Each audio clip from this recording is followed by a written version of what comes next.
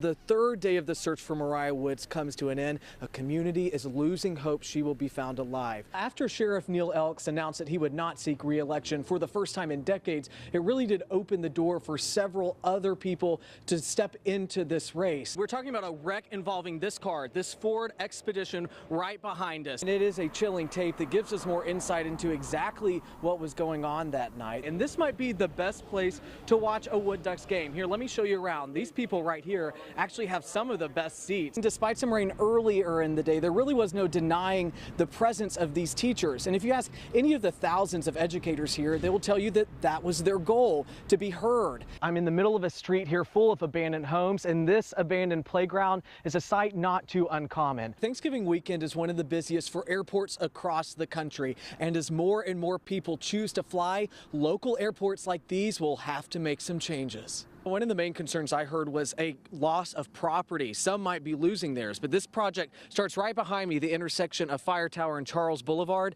and then it heads east all the way down to Portertown Road. And Jerry said it best, boy, the difference 30 minutes can make. Let me take you right to the ground. The conditions we're seeing. What was once an ice mixture is now turned into a pretty good amount of snow. What I want to show you is actually right back here. Here's some video we shot just a little bit earlier, and you can see this trailer here has moved 15 feet from its base. You know, a breeze and the beach usually go hand in hand, but not when it's winds like this. You can see a very energized crowd came in on buses actually to be out here to draw attention to this issue. They say it's affecting thousands of our veterans across the country. If there is good news to report, it is that the owner of this property is telling us that this man is okay as they work tediously to try to rescue him from this silo. Facebook says apps can request access to your information for different reasons, whether it's finding mutual friends who use it or simply speeding up the process for you to create an account, letting you use the app faster. Despite some rain earlier in the day, there really was no denying the presence of these teachers. And if you ask any of the thousands of educators here, they will tell you that that was their goal, to be heard. And for them, this rally was really about getting results and answers from lawmakers. Democracy looks like. This is what democracy looks like. No matter where they are from, it's a rally for respect. This rally, respect. Teachers need to be respected. Was about one thing. We're here to fight for funding for our students. Whether by bus or carpooling, teachers from all parts of the state flooding Raleigh to say the time for change is now. This is a profession and we need to be treated like professionals. Wednesday's rally started at the North Carolina Association of Educators headquarters before heading 3 blocks north to the state capitol building. We work our tails off every day, and you know, kids need respect too. Teachers arriving to the state legislature to meet one-on-one with their representatives. Can they take it away? No! Laying out demands to reach the national average in teacher pay, class size caps, and increased per capita funding for schools. Teachers come in contact with just about every child in the state. But not everyone is seeing through the same lens. The State Speaker of the House, Tim Moore, saying Tuesday, North Carolina has been and continues to be committed to its education. I'm personally invested, not only as a legislator, but also as a parent. And I am proud of the work that happens every day in the schools across this state. Our students need to see that our democratic voices are being heard today. There is no better example than what we're doing right now for our students, and we're here for them. It is worth noting the timing of all of this. It's the first day back for state lawmakers as they face a July 1st deadline to pass a budget for next year. And teachers here today are hoping that education is a major part of that decision. Live in Raleigh, Brandon Truitt, 9 on your side. Brandon, thank you. And this all started on this speedway off South Memorial Drive. And 8 weeks and 8 robberies later, 5 suspects are behind bars tonight, each of them being held with a $1 million bond.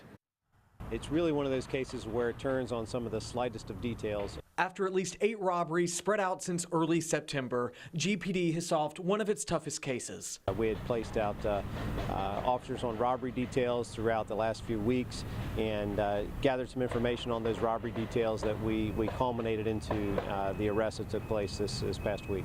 Greenville Police Chief Mark Holtzman says this operation was all hands on deck. I am very proud of the level of police work that's being done. 2 armed robbery calls Monday night ultimately led police to a vehicle matching the description of the getaway car. The chase ended right behind me on Gardenia Street, outside of the city limits. With the help of the Pitt County Sheriff's Office, they were able to take all 5 suspects into custody. Those suspects between the ages of 16 and 18. That's the unfortunate story in this. When we think of an armed robbery that takes place, oftentimes we're not thinking of kids that are 16, 17, 18 years old. But we also have to keep in mind the level of violence, the level of impact that this had. NC Motorsports was one of the businesses held up by these robbers. Tonight, there's a sense of relief. Police department are doing good job, because not many in the business store, they know it's right now. Lean now carries a gun and says the boys seem nervous, the gun shaking as it was held to his head. When we're having convenience stores, gas stations, and businesses robbed in our community, this impacts all of us. When we read this in the newspaper in the morning, and we watch it on news at night, we think, are we going to be next? GPD says they have connected these suspects with a street-level gang. Now, they say their next court appearance will be on November 15th. If you feel that your home or business is at risk, GPD offers free security assessments. You can get some information on that on our website, WNCT.com. For now, live in Greenville, Brandon Truitt, 9 on your side. Brandon, thank you. As the 3rd day of the search for Mariah Woods comes to an end, a community is losing hope she will be found alive. Tonight, that community is coming together while investigators race against the clock. We needed to do something special for tonight. As the sun sets on the 3rd day of searching, a community is left without answers. What happened to 3-year-old Mariah Woods remains a mystery. A vigil aimed to provide comfort for those who needed it Wednesday night. Remove all the hindrances from your life. Pastor Cliff Wilson addressed the crowd at Folkestone Original Free Will Baptist Church. Those in attendance included Mariah's family. They're having some rough moments. They're doing all that they can do, and they feel helpless. As a community waits to learn more, investigators keep pressing forward. Earlier, dive teams focused efforts on nearby waterways. In a news conference, authorities reported those efforts came up dry. The need for the public's help is key. If you have a shed, a barn, a wooded area, go take a look. And call us immediately if you see something that's out of the ordinary. Investigators say they have now conducted more than 100 interviews, but as time passes, the community continues to wonder if a missing little girl will make it home. It doesn't make sense. None of this makes sense to me. It's just like something doesn't add up. We need prayers more than anything. Prayers is the most powerful source of hope that we have. And so we need to come together as a community, and as a small community that we are, we got to all stick together in this. It's quiet tonight at Mariah's home. There's a shed that's left open that has been searched as a part of this investigation. There's a sheriff's deputy on duty guarding this scene. Investigators are asking, though, anyone who came in contact with the immediate family starting Sunday evening through Monday to contact with any information immediately. This story becomes more and more surprising the further we look into it. Last night we told you about the discovery of these headstones, one belonging to fallen veteran Alton Hester of Roanoke Rapids. Well, today we got a hold of Hester's daughter, and she tells us she has no idea why the headstone is in Pitt County, and tonight she wants it back. I just don't understand why it was dumped. Questions over a tossed headstone. I was flabbergasted and I started crying. The discovery filling Kim Sanders with emotion. You see, this headstone belongs to her father. That meant a lot to me, and I know I wasn't the only one in my family that meant a lot to. But to find out that it had been discarded and was laying in a waste pile, I didn't know what to do next. Sanders says her family had a new headstone made nearly 3 years ago. I can't understand why they didn't get rid of it then instead of waiting till just last week. Sanders making it clear she wanted to keep the original stone. After seeing our report, Sanders called her hometown of Roanoke Rapids, getting no response. No one has gotten back in touch with me. No one. John Demery with the Pitt County Waste Transfer Center heard Sanders was in search of her father's headstone, so he assembled his team to do something about it. We decided that we would go look for it because they wanted that. Workers searching the area of the concrete drop-off for hours Tuesday. As fate would have it, I might have some good news for you. A few feet in the rubble, and we found the stone. Connecting Demery and Sanders on the phone, the news overwhelming the worried daughter. It means a lot. Thank you, Mr. Demery. Thank you a whole lot, because You just have to waste your time and effort on a hot day like today to do that, and I really appreciate it. Now, the questions turn to how and why this veteran's headstone made it to Pitt County. The Waste Transfer Center says headstones are frequently dropped off by marble companies, but for Sanders, something's just not adding up. So I'm going to keep digging. I'm going to get answers in one way or another. We reached out to the city of Roanoke Rapids and spoke to the city manager. They say Mr. Hestert is buried in a private part of that cemetery that they don't own or operate. And this is leading Sanders to believe that something happened with the headstone company. Now, Sanders is expected to make that trip to Pitt County coming up later this week to retrieve her father's headstone, but there's still a lot of questions tonight. In a one-on-one sit-down, we go to Governor Roy Cooper and listen to what he has to say about what is and is not working for our schools and the ways he plans to fix it. We sit down looking for insight and answers on North Carolina's state of education. The halls of West Craven High School ring a familiar tone. Yes, that is correct. For schools across North Carolina. This is where we find Mrs. Ye. Freedom, is that right? We first met Ye last year. You might remember the recently married English teacher as Miss Smith. I love teaching.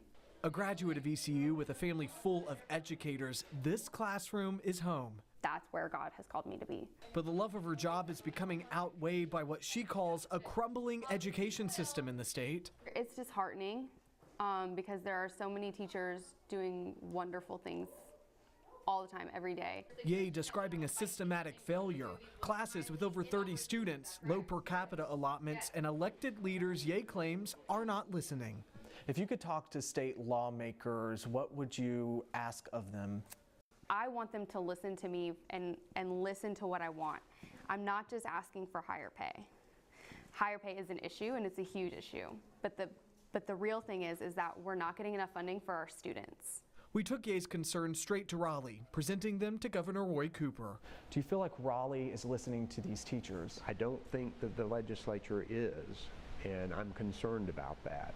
Governor Cooper is the son of a public school teacher. Living with a mom who was a public school teacher, you saw how passionate she was about her students. Do you ever sit back and think, am I doing enough? Oh yeah, we need to do more in education. Cooper releasing his proposed budget last week. It shows large investments in the education system. Aside from a proposed average pay raise of 8%, the budget would give teachers a stipend to help cover out-of-pocket expenses. Something Ye is familiar with. I'm lucky to have a very innovative classroom. However, I will say that I worked for every single thing that is in this classroom. Ye picking up a second job last summer to help fund half the cost of these new tables, along with hundreds of dollars spent each year on additional materials. And it's been an issue for years now that we've heard that teachers are investing more and more of their own money. Expo markers, pencils, paper when they run out of their quantity. Should they have to be buying these supplies? They absolutely should not have to be buying their own school supplies. For Ye, it's now about getting results, regardless of party. It has become so divisive. As of now, it's just a blame game. It's almost like they don't want to do something because they don't want to seem too liberal or they don't want to seem too conservative. She said she was sick of it. She's tired of it. She just wants to see results. Is there hope at the state level that we can start to see some results for these teachers? I believe that we can, but public education should be bipartisan. And I know that there are a lot of Republicans who believe in public education. Ye is just one of the many teachers who say they are tired of waiting. Now, they're taking action. Thousands of teachers are expected in Raleigh Wednesday to rally for respect. I'm a huge advocate for my kids and my profession. I take great pride in my craft and what I do. I'm wondering what your message is to those teachers who are headed here Wednesday. I say that it is a shame that teachers have to take to the streets to rally for respect. Ye says at the center of it all, there are students and their futures, children deserving a better state of education. I just want the best for them, and I want people to know what is best for them and listen to us and finally say, like, yes, we want our kids to be successful. So what do they need? Okay, let's give it to them.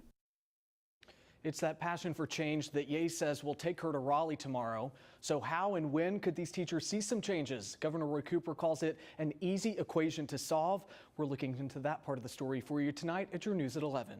Brandon Truitt, not on your side. Brandon, thank you.